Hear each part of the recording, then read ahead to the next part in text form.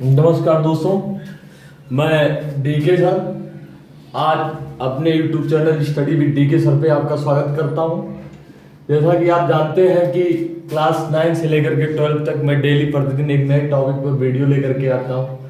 आज मेरा जो महत्वपूर्ण टॉपिक है वह कक्षा 10 और कक्षा 12 के लिए एक टॉपिक है जो बार बार परीक्षाओं में पूछा जाता है, जिसे हम आनुवांशिकता के नाम से जानते हैं। आनुवांशिकता जो है, जिसे हम आनुवांशिकता के नाम से जानते हैं, यह ऐसा महत्वपूर्ण टॉपिक है कि इस टॉपिक से लगभग बोर्ड परीक्षाओं में, चाहे वो 10th का हो या 12 का हो, यहाँ से एक प्रश्न आना अनिवार्य रहता है और प्रत्येक बोर्ड परीक्षा में यहाँ से प्रश्न आए हैं। आप कई सालों का पुराना पेपर उठा के देख सकते हैं कि यहाँ से इस पे प्रश्न हर साल लगभग पूछे ही जाते हैं। तो सबसे पहले हम लोग ये जानेंगे, क्योंकि ये जो भी टॉपिक होते हैं 10th या 12th के, अगर बोर्ड परीक्षा पर्पज से देखें तो टॉपिक बड़े होते हैं, इसलिए हमको इसके लगभग कई पार्टों में वीडियो बनाना पड़ता है। जैसे अभी आपने देखा था जैव विविधता का, मैंने 3 पार्टों में बना करके उसका एक जनरल वीडियो खत्म किया। उसी तरीके से लगभग हमको इस टॉपिक पे भी लगभग 2 या 3 पार्टों में बनाना पड़ेगा। तो सबसे पहले हम लोग बात करेंगे कि आनुवांशिकता के पिता कौन है।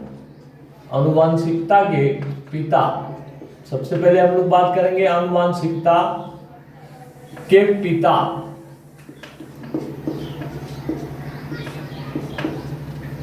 आनुवांशिकता के पिता, तो आनुवांशिकता के पिता जो है वो ग्रेगर जॉन मेंडल है। Gregor John Mendel. Gregor John Mendel ने सबसे पहले आनुवांशिकता के विषय में सोचा था। ग्रेगर जॉन मेंडल ऑस्ट्रेलिया देश के ब्रूनसार में एक गिरजाघर में पादरी थे।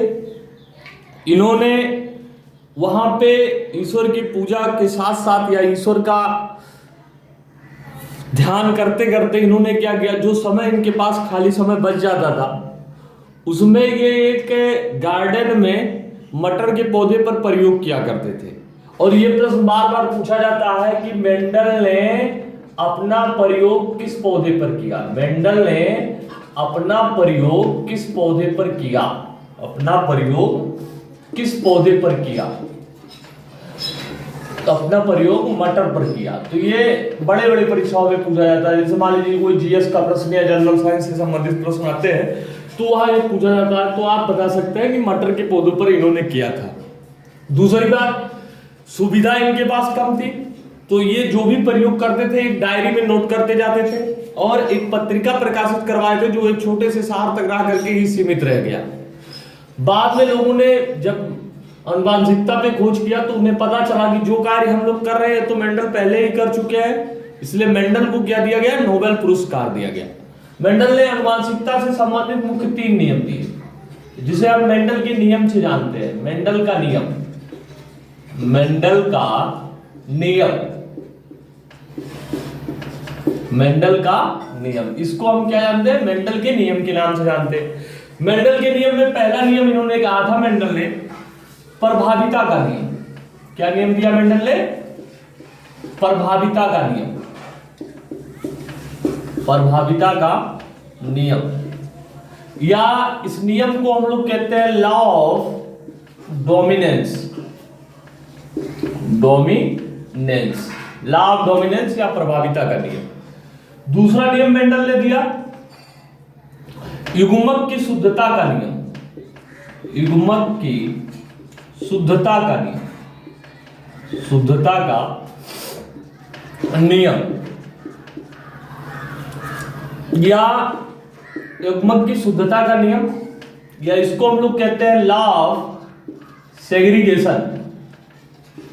सेग्रीगेशन। तीसरा इन्होंने दिया स्वतंत्र अव्यूहन का नियम।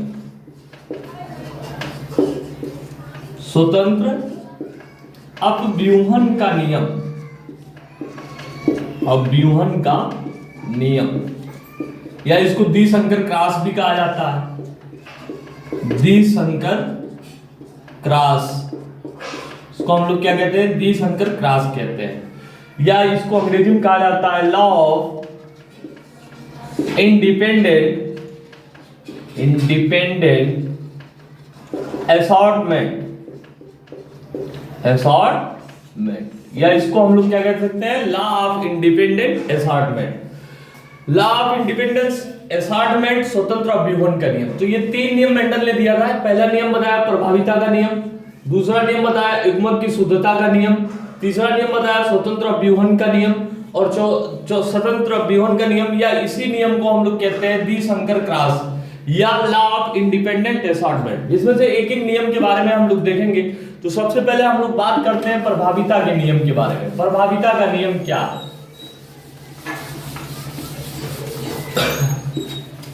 सबसे पहले हम लोग बात करेंगे किस नियम के बारे में, प्रभाविता के नियम के बारे में, कि प्रभाविता का नियम क्या है। आप देखेंगे प्रभाविता का नियम, प्रभाविता का नियम,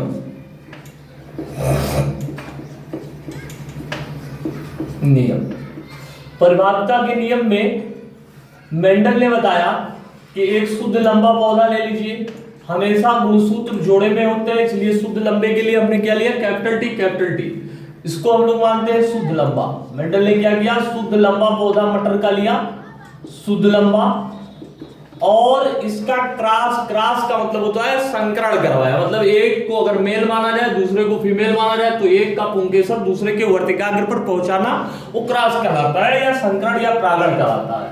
तो शुद्ध लंबा पौधा हमने लिया। दूसरा एक हमने लिया शुद्ध बौना पौधा। कैसा पौधा लिया?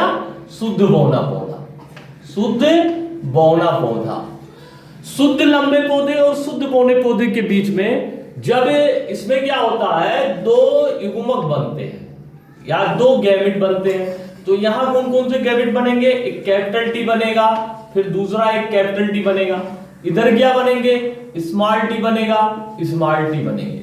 अब क्या होगा, इनको हम लोग मिलाएंगे, ये युग्मक है, क्या है, युग्मक है, और ये हम कह सकते हैं पेरेंटल पीढ़ी है, जिसे पी से प्रदर्शित करते हैं। अब इस कैपिटल टी को इस स्मॉल टी के साथ मिलाएंगे तो क्या बनेगा, कैपिटल टी स्मॉल टी, फिर इस कैपिटल टी को इसके साथ मिलाएंगे, क्या बनेगा, कैपिटल टी स्मॉल टी, फिर इसको इसके साथ मिलाएंगे, क्या बनेगा, कैपिटल टी स्मॉल टी, फिर इसी को इसके साथ मिलाएंगे, क्या बनेगा, कैपिटल टी स्मॉल टी।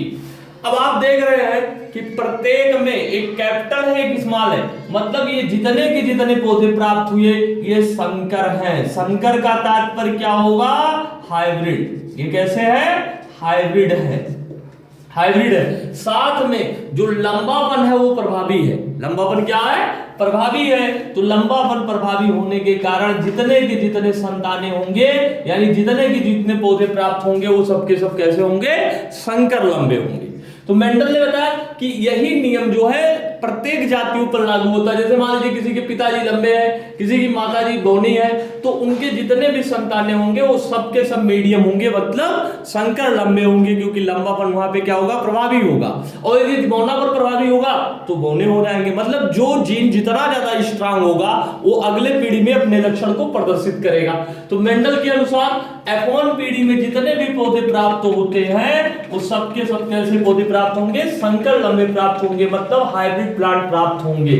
दूसरा नियम मेंडल का क्या कहता है, युग्मक की शुद्धता का नियम। अब आप देखेंगे दूसरा नियम जो मेंडल का है, क्या है, युग्मक की शुद्धता का नियम। युग्मक की शुद्धता का नियम, शुद्धता का नियम, या इसको हम लोग क्या कहते हैं, लॉ ऑफ सेग्रीगेशन। युग्मक की शुद्धता का नियम। युग्मक की शुद्धता का नियम में मेंडल ने क्या देखा कि अगर F1 पीढ़ी में जो पौधे प्राप्त हुए हैं, यानी जो F1 पीढ़ी में पौधे प्राप्त हुए हैं, जो हाइब्रिड पौधे प्राप्त हुए हैं, इनका आपस में संकरण करवाया जाए। अभी आप देखेंगे F1 पीढ़ी में जो पौधे प्राप्त हुए थे, तो कितने पौधे प्राप्त हुए हैं, संकर लंबा पौधा प्राप्त हुआ। कैसे प्राप्त हुए, संकर लंबे, कैसे, संकर लंबे पौधे प्राप्त हुए। अब इस कैपिटल टी और इस स्मॉल टी, ये भी संकर लंबा पौधा ही है। कैसा है? संकर लंबा पौधा है। अगर इन दोनों के बीच में क्रॉस कराया जाए तो पहले दो गैमेट बनेंगे, एक कैपिटल टी इधर बनेगा, एक स्मॉल टी इधर आएगा, और फिर इधर बनेंगे कैपिटल टी और एक इधर बनेगा कैपिटल टी। ये युग्मक हो गया स्मॉल टी। अब इनको क्या करेंगे अगर मिलाया जाए तो कैपिटल टी इधर आ जाएगा। इसके अलावा एक इसके साथ मिलाएंगे हम लोग, क्या बनेगा? कैपिटल टी स्मॉल टी बन जाएगा। फिर इसी तरीके से इसको इसके साथ मिलाएंगे, क्या बनेगा? कैपिटल टी स्मॉल टी बनेगा। फिर इसके साथ मिलाएंगे तो क्या बनेगा? स्मॉल टी बनेगा। तो आप देख रहे होंगे कि हमें एक शुद्ध लंबा प्राप्त हुआ। कैसे प्राप्त हुआ? शुद्ध लंबा। और दो कैसे प्राप्त हुए? संकर लंबे। कैसे प्राप्त हुए? संकर लंबे। और एक कैसा प्राप्त हुआ? शुद्ध बौना प्राप्त हुआ। कैसा प्राप्त हुआ? शुद्ध बौना प्राप्त हुआ। अब आप देख सकते हैं यहां जो F2 पीढ़ी यानी कि पहले पीढ़ी में आपने शुद्ध लंबा लिया था, आपको दूसरे पीढ़ी में शुद्ध लंबा मिल गया। पेरेंटल पीढ़ी में आपने शुद्ध बौना लिया था, आपको यहां पे शुद्ध बौना मिल गया।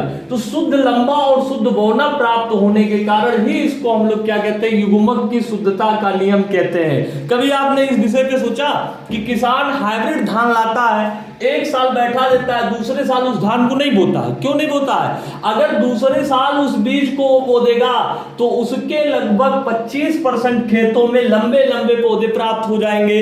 25 पर नहीं, इसी तरीके से 30-33% खेतों में उसको बौने लंबे पौधे प्राप्त हो जाएंगे, संकर लंबे पौधे प्राप्त हो जाएंगे 50% में, और 25% में शुद्ध बौना। फिर से समझिए कि अगर किसान हाइब्रिड धान को दोबारा बो दे, बाजार से ना लाए, तो उसके खेत में सब कैसे 25% पौधे बहुत बड़े बड़े दिखेंगे, 50% पौधे मीडियम क्वालिटी के दिखेंगे, 25% पौधे बौने दिख जाएंगे, छोटे छोटे दिखेंगे। कोई पहले पकेगा, कोई बीच में पकेगा, कोई बाद में पकेगा। तो इस तरीके से किसान की पैदावार प्रभावित होगी। इसीलिए किसान कभी भी हाइब्रिड धान को दोबारा नहीं बोता, लेकिन उसको इस बात की पता नहीं है। मेंडल का दूसरा नियम काम करता है। पहले लोग क्या करते थे, जब कई शादी विवाह देखने जाते थे तो उनकी कई पीढ़ियों में पता लगाते थे कि कहीं ऐसी कोई भयंकर बीमारी कहीं नहीं थी, कहीं ऐसा तो नहीं किसी को ऐसी बीमारी थी कि मतलब जो अगली पीढ़ी, भले लोग कम पढ़े लिखे थे लेकिन उनके पास इन सारी चीजों का ज्ञान होता था कि मतलब एक पीढ़ी से दूसरे पीढ़ी में भयंकर बीमारी वाले लक्षण जाते हैं। अब आप देखिए यहां पे देख रहे हैं कैपिटल टी। अगर यहां पे कोई बड़ी बीमारी होती तो वो बीमारी दूसरे पीढ़ी में आकर के दिख जाता है। लेकिन आप सब तो खाली पैसे पे देखते हैं, अगर पैसा है शादी कर देते हैं, ये सारी चीजों पर ध्यान कोई नहीं देता है। तो मेंडल के दूसरे नियम के अनुसार जो पेरेंटल पीढ़ी में लक्षण था वो दूसरे पीढ़ी में जरूर जाएगा। इसलिए हम इसको क्या कहते हैं? युग्मक की शुद्धता का नियम कहते हैं, या लॉ ऑफ सेग्रीगेशन इसको कहते हैं। अब देखो हमारा बचा स्वतंत्र विहन का नियम या द्विसंकर क्रॉस। इसके विषय में हम लोग कल बात करेंगे। बेहद इंपॉर्टेंट टॉपिक है, खासकर ये लगभग 10th और 12th की बार-बार परीक्षाओं में द्विसंकर क्रॉस का चेकर बोर्ड बनाने के लिए कहता है। आप लोग कुछ लड़के जो है या कुछ लोगों ने कल मेरे वीडियो को देखा और कुछ सजेशन दिए थे, उस सजेशन को मैं ध्यान में रखूंगा। ऐसे आप लोग कमेंट करते रहिए, चैनल को सब्सक्राइब करते रहिए, लाइक करते रहिए, शेयर करते रहिए। Thank you.